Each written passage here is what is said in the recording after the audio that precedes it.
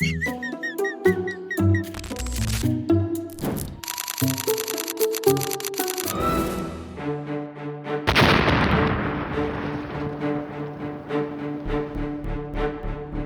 24th, 2022.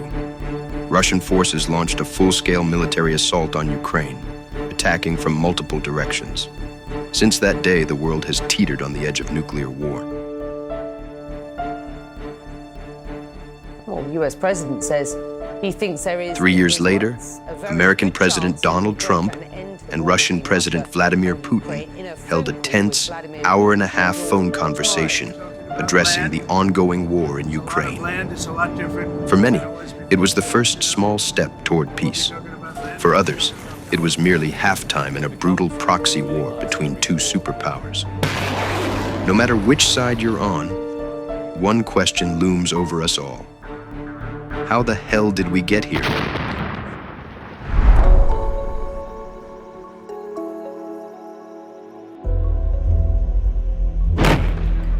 It began with fire. In the winter of 2014, the heart of Kyiv was ablaze. Molotov cocktails streaked through the night, their flames licking the sky as masked protesters clashed with riot police in Maidan Square.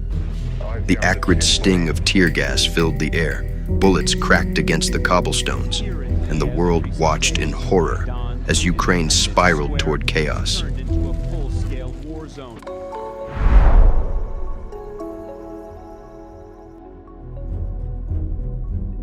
To understand why Ukraine erupted in 2014, one must first understand its deep historical divide.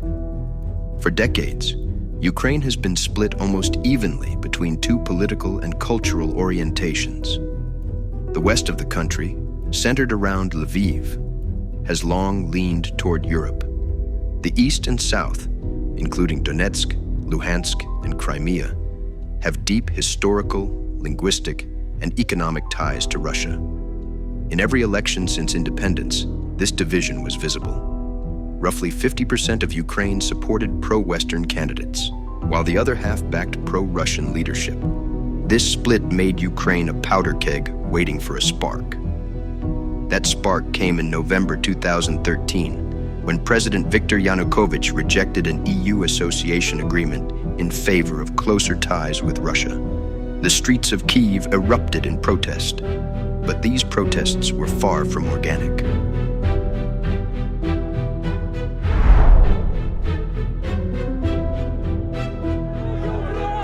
Violent clashes erupted in the Ukrainian capital Kiev as more than 100,000 people protested against a government decision to delay an association deal with the EU. Pro-EU protests on the streets of Kiev. To the casual observer, the Maidan uprising seemed like a spontaneous people's movement. But leaked phone calls and declassified documents revealed a darker reality. We will be back here on this square to celebrate with you a Ukraine that stands with Europe and stands with the United States.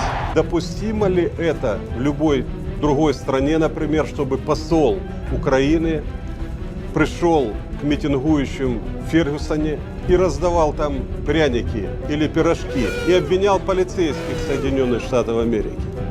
Я считаю, что это недопустимо ни в одной европейской стране. Victoria Nuland, a high-ranking U.S. official, was caught in a now infamous phone call discussing who should lead Ukraine after Yanukovych's downfall.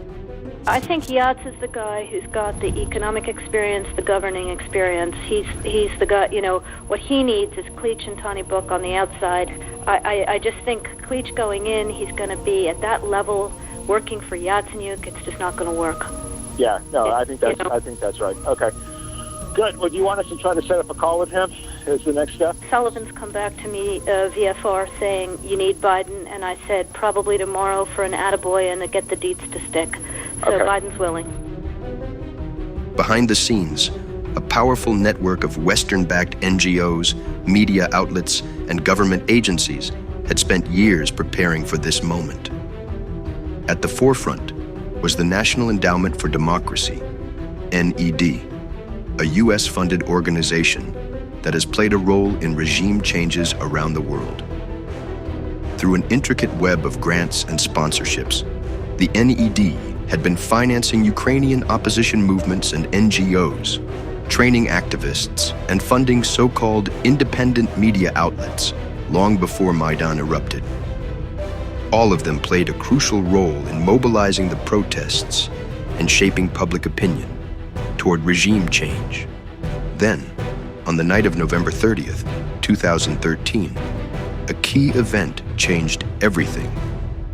After riot police attacked peaceful protesters with clubs. Happened in the early hours. The eyewitnesses that were there said that the police did use truncheons.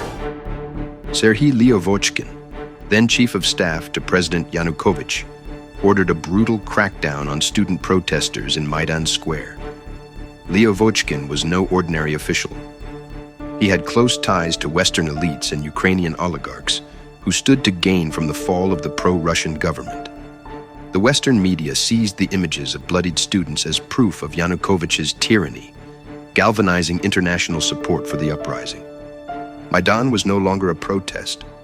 It was now a revolution.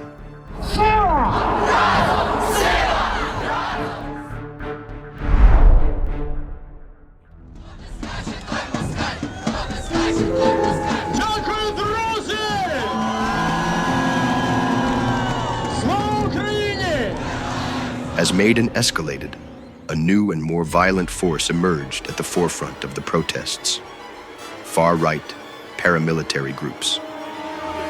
While Western politicians and media painted the movement as a peaceful, pro-democracy uprising, the reality was far grimmer. Armed ultra-nationalist and neo-Nazi factions, including Right Sector and the Azov Battalion, took control of the streets. These groups, glorifying Nazi collaborators from Ukraine's past, openly attacked police, burned government buildings, and carried out lynchings of political opponents. Western media downplayed their role, but leaked videos and eyewitness accounts exposed the brutal reality. События, которые проходили в тот период в Киеве, они были очень радикальные. В них принимали неонацистские организации, молодые люди, которые были различными вооружены различными средствами. Металлические прутья, биты. В том числе использовалась техника, например, дорожно-строительная, грейдерами, и они грейдерами наезжали на работников правоохранительных органов, на милицию, которая защищала и не давала захватить правительственные здания и здания администрации президента. Как президент мог такой неуправляемой толпе выйти и с кем говорить?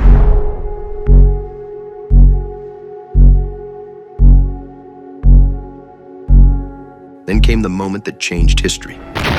On February 20th, 2014, snipers opened fire on the crowd. Protesters and police alike were cut down in cold blood. Chaos erupted. Within days, Yanukovych fled. Well, she's just said that there are 6 dead people up there. Not just injured, dead. They said they've been hit by snipers. Western media instantly blamed his government. But later investigations, including leaked phone calls and testimonies, suggested a different story. Evidence pointed to opposition-controlled buildings as the source of the gunfire. Eyewitnesses, ballistic analysis, and leaked EU conversations all hinted at an orchestrated operation, a false flag attack designed to ensure that Yanukovych could no longer hold power. The coup was complete. The West's chosen government took over.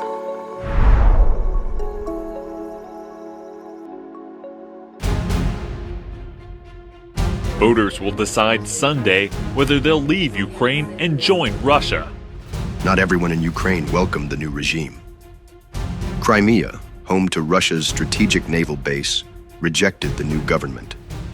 In a referendum denounced by the West but supported by an overwhelming majority of local voters, its citizens chose to reunite with Russia. The West called it an illegal annexation. Moscow called it a homecoming. The idea of a referendum in Crimea is just quite simply unconstitutional. It does raise questions on whether this vote really is free and fair, especially given the heavy military presence in Crimea right now. In Donbas, war erupted. The people of Donetsk and Luhansk, refusing to recognize Kiev's authority, declared independence. The Ukrainian government labeled them terrorists. Backed by Western arms and advisors, Ukraine's military launched full-scale offensives. Tanks rolled in, airstrikes pounded cities, thousands died. That war still rages today.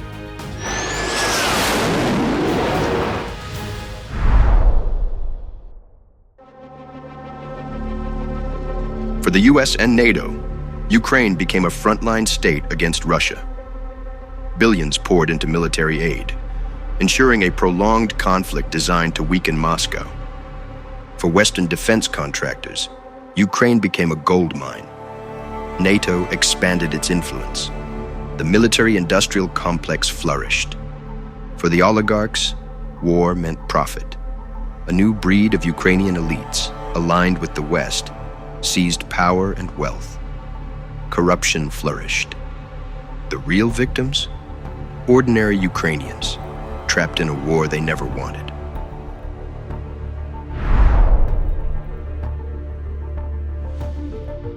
The events of 2014 weren't just a turning point for Ukraine. They were a lesson in how global powers manipulate smaller nations. A warning that democracy can be weaponized. A reminder that in the ruthless game of geopolitics, it is always the people who pay the highest price. Ukraine still burns, and the fire, once lit, is not so easily extinguished. Please like, subscribe, and watch my other videos to learn what they don't want you to know.